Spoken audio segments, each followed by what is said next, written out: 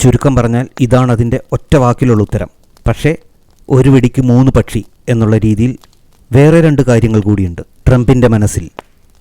എന്തിനാണ് അമേരിക്ക അത്യാധുനികമായിട്ടുള്ള 5th generation F-35 fighter jets 10 paisa എടുക്കാനില്ലാത്ത പാകിസ്ഥാന് ഫ്രീ ആയിട്ട് ഓഫർ ചെയ്തത്?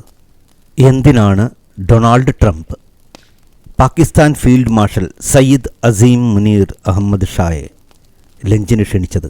എന്തിനാണ് സാമ്പത്തികമായി തകർന്നു നിൽക്കുന്ന പാകിസ്ഥാനെ ലോൺ കൊടുത്ത് സഹായിക്കുന്നത്? എന്തുകൊണ്ടാണ് ട്രംപ് ഓപ്പറേഷൻ സിന്ദൂറിനിടെ പാകിസ്ഥാൻ്റെ അണുവായുധം ശേഖരിച്ചു വച്ചിരുന്ന അമേരിക്കക്ക് ആധിപത്യമുള്ള കിരാന കുന്നുകളും നൂർഖാൻ എയർബേസും തകർന്നതിന് ശേഷം പെട്ടെന്ന് തന്നെ പാകിസ്ഥാൻ്റെ DGMO director general of military operations major general Kashif അബ്ദുള്ളയെ കൊണ്ട് ഭാരതത്തിൻ്റെ DGMO ആയ ലഫ്റ്റനൻറ്റ് ജനറൽ രാജീവ് ഖായെ വിളിച്ച് മാപ്പപേക്ഷിച്ച് യുദ്ധത്തിൽ നിന്ന് പിന്മാറാനുള്ള തന്ത്രം ഉപദേശിച്ചു കൊടുത്തത്?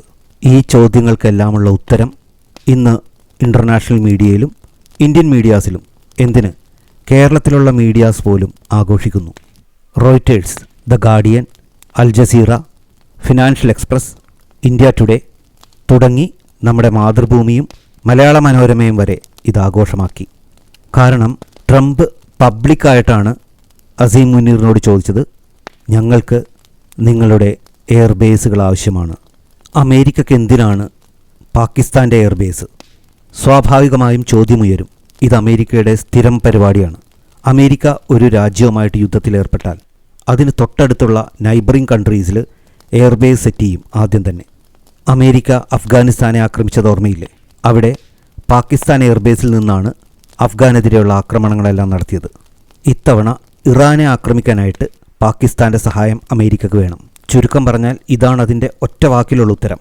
പക്ഷേ ഒരു വെടിക്ക് 3 പക്ഷി എന്നുള്ള രീതിയിൽ വേറെ 2 കാര്യങ്ങൾ കൂടിയുണ്ട് ട്രംപിൻ്റെ മനസ്സിൽ. ചൈനയുടെ ആധിപത്യം കുറക്കുക.